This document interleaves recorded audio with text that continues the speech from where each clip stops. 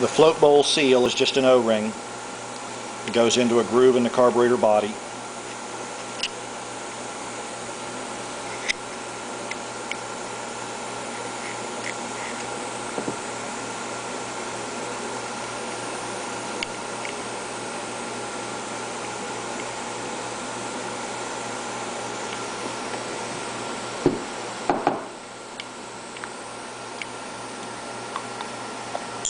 When you put the float bowl on, you'll notice that the fuel kill solenoid bolts onto a flat plane on the back of the float bowl. That should be perfectly parallel with the choke side of the carburetor body.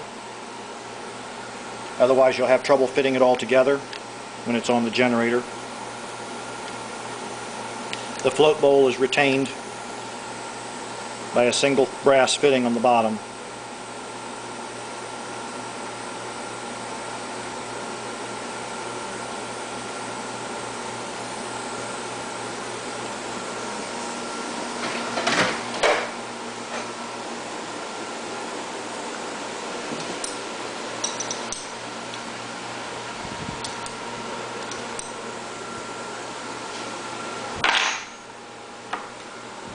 Next item you'll need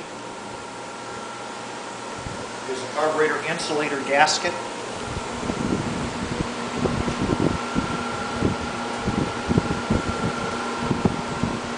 And a carburetor body gasket.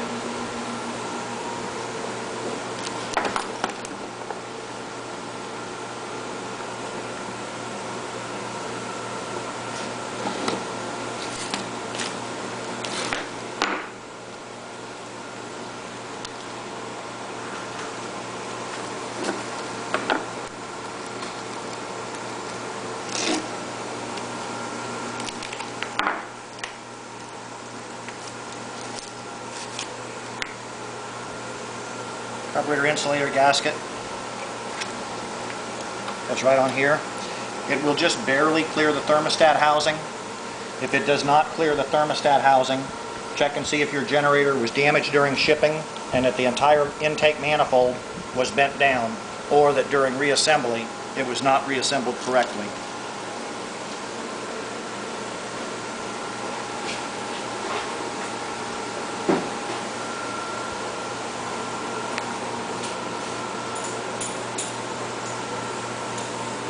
Next part is this insulator that goes between the intake manifold and the carburetor. It looks like a piece of plastic. However, according to Honda, it is a polyacetyl resin, not to be confused with cheap plastics. You can figure out what that means.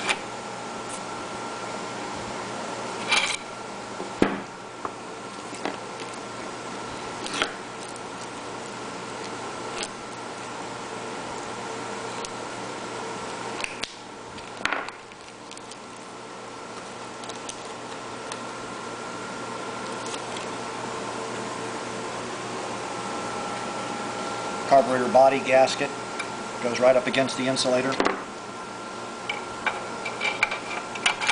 If all the gaskets are on correctly, it forms a nice smooth line around the body of the carburetor. If the insulator or the gasket sticks up severely, it means that you've got one or both in backwards or upside down.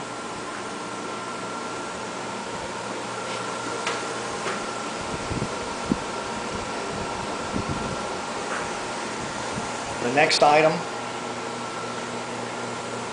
is the intake spacer, and it's merely a piece of metal with rubber vulcanized to both sides of it to prevent an intake leak.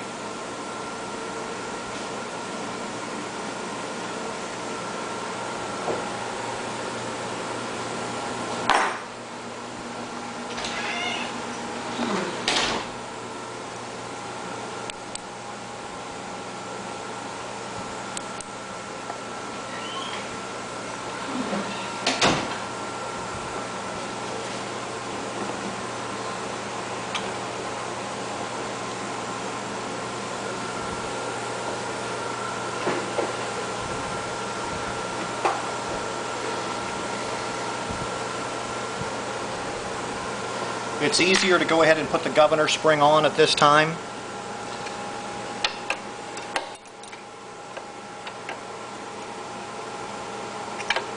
Governor spring goes from this arm on the rotary solenoid bracket to the top hole in the governor arm.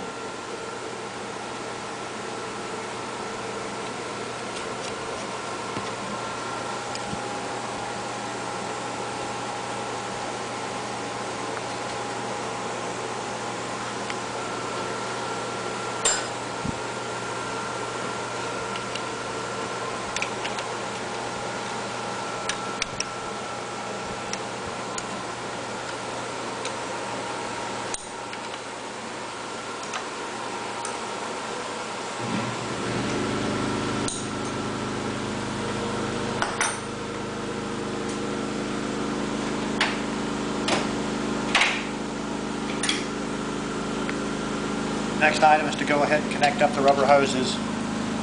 The shorter one goes to the float bowl drain. The longer one goes to the float bowl vent tube.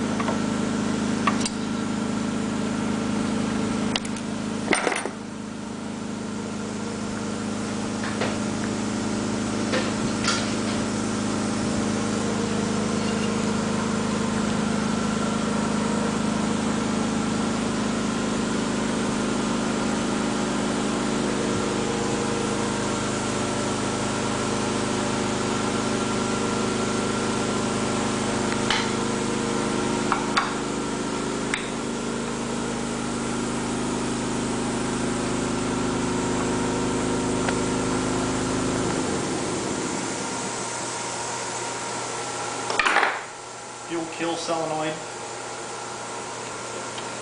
which goes into the bottom of the carburetor, plugs into the main harness right here. On the early generators, there was a green wire and a green wire with a white tracer. On the late model generators, it would be a green wire and a blue wire.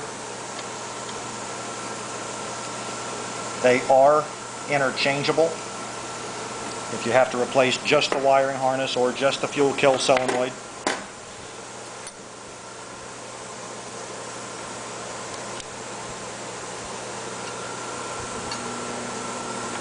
You just have to remember that green with a white tracer plugs into blue instead of green with a white tracer plugging into a green with a white tracer in that case.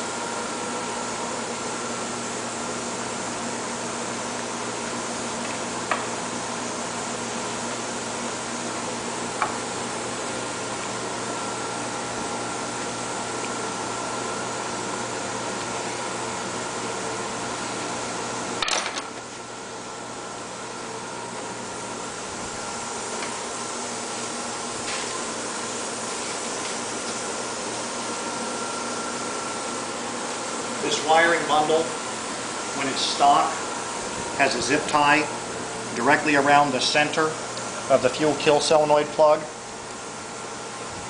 I put the zip tie just beyond the fuel kill solenoid plug. That way if somebody's trying to troubleshoot the generator at a later date and they feel that they're not getting fuel because that solenoid is advancing, they can actually take this bail clip off and unplug this wire without having to drag everything out and bend the soundproof cover that goes around this, trying to make things a little bit easier on the next mechanic. That's probably as good a place as any to stop for a moment.